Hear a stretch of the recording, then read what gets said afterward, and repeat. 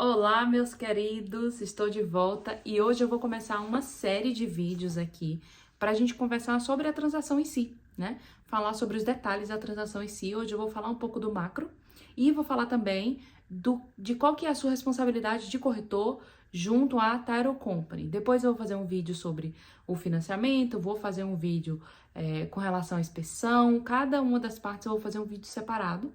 Hoje eu vou falar do macro e da Title Company.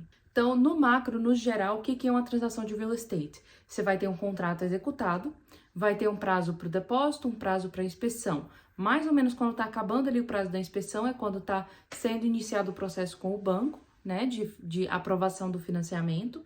Ao mesmo tempo, o cartório está fazendo as pesquisas deles.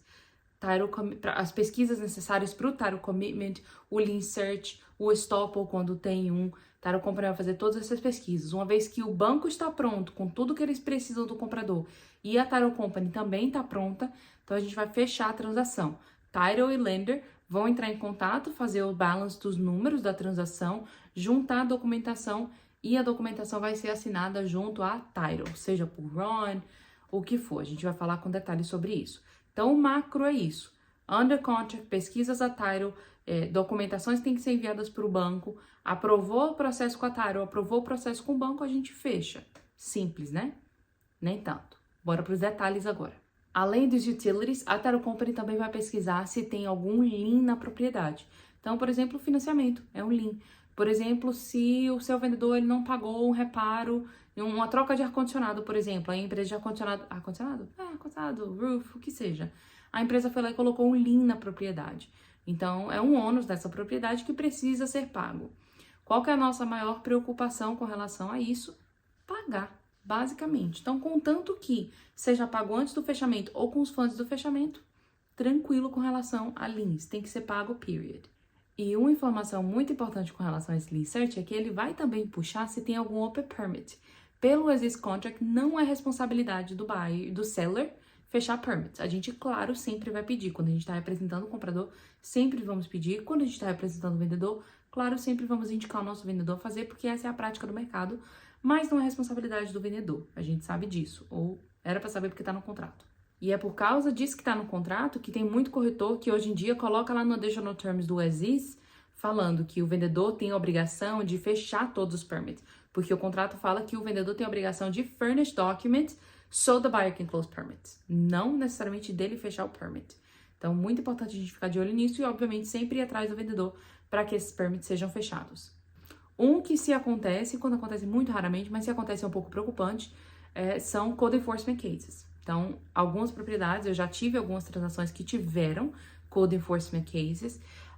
2 vezes foram casos que, na verdade, já o cliente, né, o homeowner, já havia mostrado documentação que não tinha motivo para ter aquele case aberto, e aí o case foi fechado, e uma realmente teve que resolver algumas coisas para que fosse fechado. Mas a gente não pode fechar com esses casos abertos. Então, code enforcement case tem que ser fechado.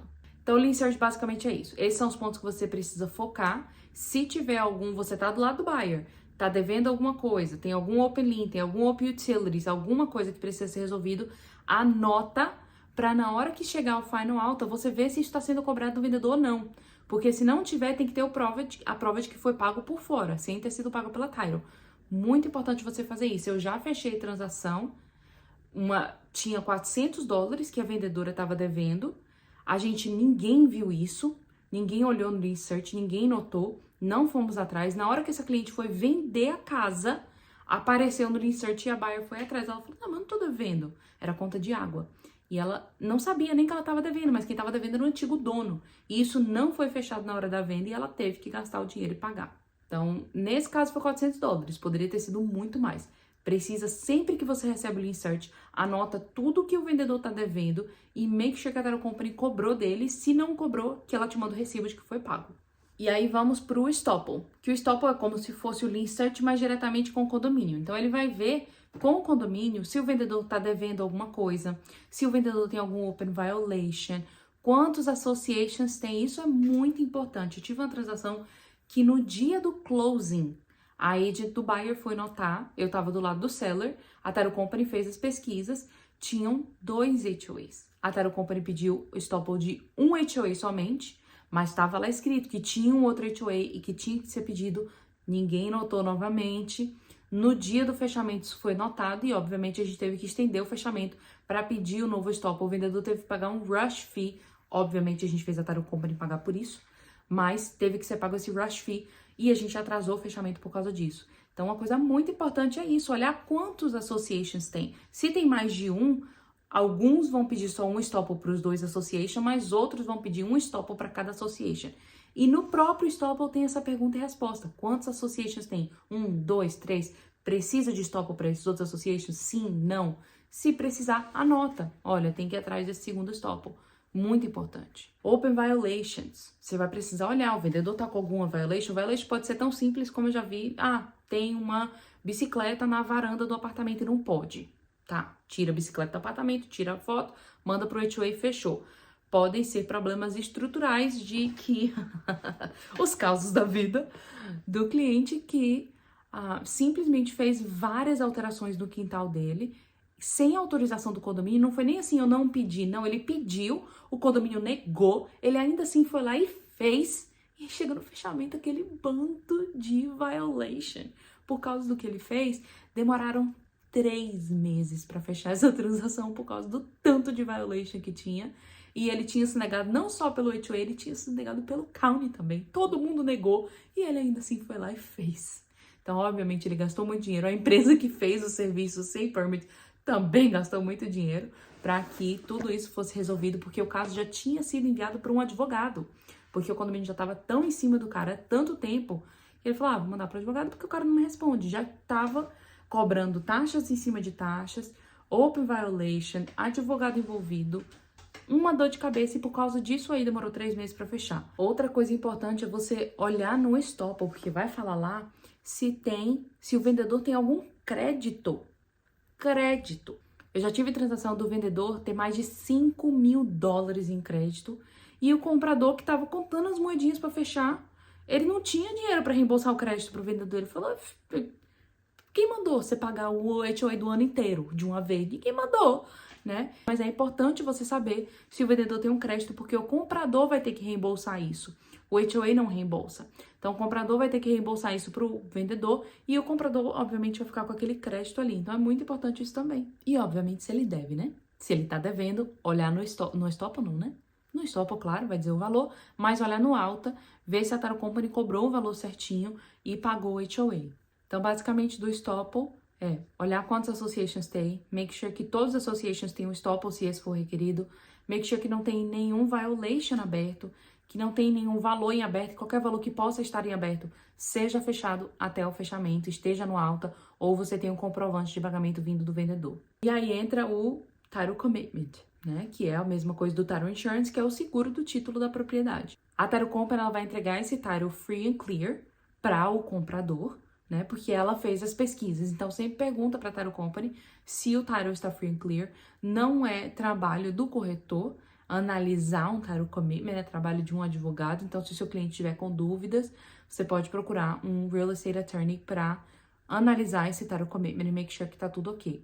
O recomendado é que todos os Title Commitments sejam analisados por um attorney. Então, por isso que é muito importante, se você puder sempre trabalhar com a Title Company, que seja um attorney office. Então, essas são as 3 pesquisas que o cartório faz e você precisa sempre prestar atenção em todas elas. São pessoas trabalhando ali no cartório. Por mais que seja um cartório que você confia, trabalha há muito tempo, é sujeito ter erro, é sujeito faltar ele cobrar uma coisa que deveria ter cobrado do vendedor. Então, como corretor representando o seu buyer, você precisa checar tudo isso e make sure que tá tudo sendo pago corretamente. E quando a gente chega na finalmente esperada hora do fechamento, o cliente vai ter que assinar de uma das várias formas que precisam ser assinados. Só que, no geral, a gente não vai deixar para definir isso uma semana antes do fechamento. Como vai funcionar o fechamento, a gente define lá no começo. Por quê? Existem alguns tipos. O que a gente mais usa, assim, para o investidor estrangeiro é o RON, que é o Remote Online Notary, mas ele precisa de um pouco de tempo para aprovação. Então, às vezes, o cartório, ele autoriza, mas com aprovação. Ele vai de comprovação de que esse cliente conhece alguém há mais de 2 anos aqui nos Estados Unidos. Muitas vezes tem que ser alguém licensed, um corretor ou um CPA, ou um advogado, alguma coisa assim, tem que ser licensed aqui na Flórida, e tem que conhecer essa pessoa pessoalmente há mais de 2 anos. Existem algumas outras restrições e algumas outras solicitações que a Title pode fazer, mas no geral, essa é a mais importante. Então, precisa de tempo para poder juntar a documentação, mandar para o cartório, esperar a aprovação. Então, não deixa para verificar como que vai ser a assinatura lá na semana do fechamento. Até porque, se não for autorizado o RON, por exemplo, pelo banco, uma das opções para o estrangeiro é assinar no consulado. Nem todo mundo mora do lado do consulado no Brasil. E às vezes o cliente fica muito insatisfeito. Poxa, por que você não me avisou antes? Agora eu vou ter que sair com gato periquito para pagar todo mundo aqui, porque todo mundo está no nome da empresa, para ir lá no consulado assinar. Se eu soubesse isso antes, eu já tinha me programado. Às vezes ele poderia até vir para cá assinar. Então, é muito importante você definir como que vai funcionar a assinatura. Então, uma opção é RON, a outra opção é assinar no consulado, a outra opção é assinar num cartório no Brasil, mas esse também tem que ser autorizado pelo banco, nem todo banco autoriza. Tem, obviamente, a opção de assinar aqui, né? Lá no cartório, no office do cartório, tem o Mobile Notary. Se o seu cliente estiver fora da Flórida ou estiver muito longe de onde é o cartório, vamos dizer, o fechamento vai ser em Orlando e o cara tá em Miami.